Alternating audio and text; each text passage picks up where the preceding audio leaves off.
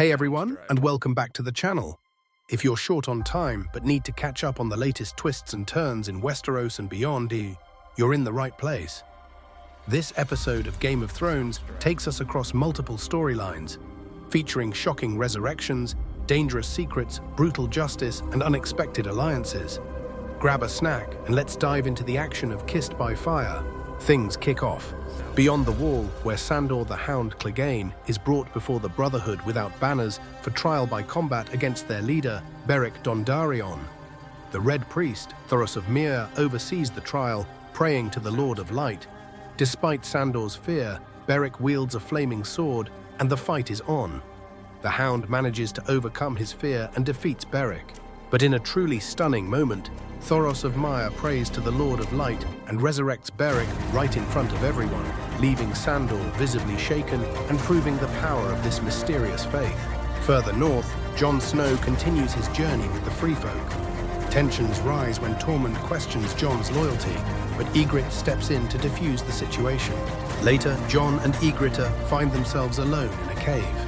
Ygritte presses Jon about his Night's Watch vows, urging him to abandon his past life and stay with her. Their intimate moment in the cave marks a significant turning point for Jon, solidifying their connection. Ygritte tells Jon Snow that she does not want to leave this cave, ever. She repeats, not ever.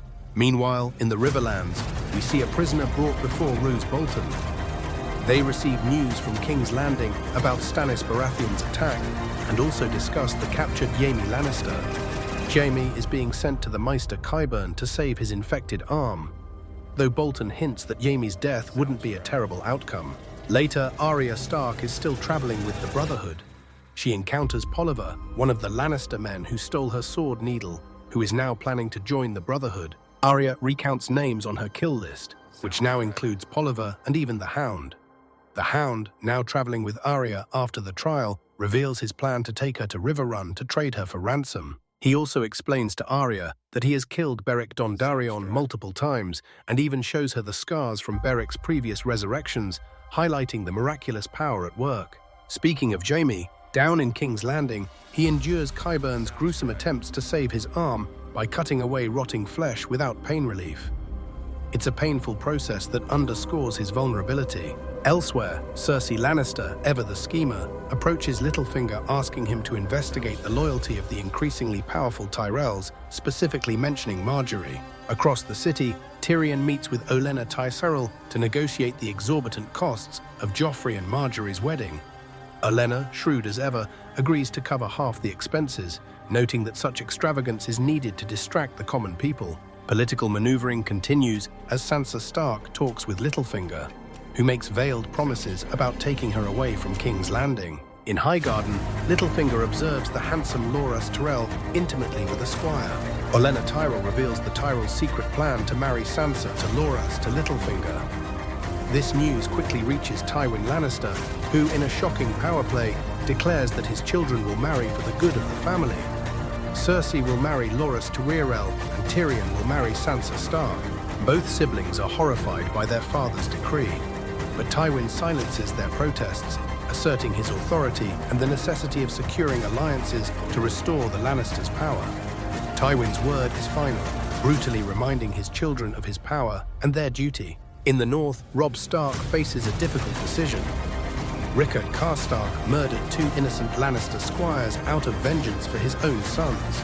Despite pleas from Talisa and Catelyn to spare him to maintain their alliance, Robb upholds the law and personally executes Lord Karstark for treason. Catelyn warns Robb that the Karstarks will never forgive him, a decision that costs Robb half of his army. Later, discussing strategy with Talisa, Robb realizes he needs allies and considers the potentially dangerous Walder Frey, setting the stage for fateful future events. Back at Dragonstone, Stannis Baratheon confesses his guilt to his wife Selyse, seemingly referring to his use of Melisandre's shadow magic. Selyse, however, is a fervent believer in the Lord of Light and assures him his acts are not sins, showing him the preserved fetuses of their stillborn sons and emphasizing that Melisandre gave Stannis the only child he could have. Stannis visits his daughter Shireen in her cell, bringing her a gift but warning her about Davos, whom he calls a traitor. Later, Davos finds Shireen, who kindly offers to teach him to read, forging an unexpected bond. In Essos, Daenerys Targaryen's army continues its march. Sir Jorah Mormont and Sir Barristan Selmy discuss Daenerys' fitness to rule and Jorah's controversial past as a slave trader. Barristan argues they need a nobler purpose, while Jorah defends his actions as necessary for protecting Daenerys. Daenerys inspires her new unsullied army, giving them a new identity as the ones they carry with them, cutting their old ties. What an episode! From fiery resurrections and first loves beyond the wall, to the brutal consequences of Robb's justice that cost him dearly, the shocking marriage pacts forced upon the Lannisters in King's Landing, and the ongoing journey of Daenerys' army shedding their past, this episode set the stage for some major conflicts and personal sacrifices across all the key storylines. The power of the Lord of Light, the cost of war and vengeance, the intricate dance of politics, and the ruthless demands of family power were all on full display.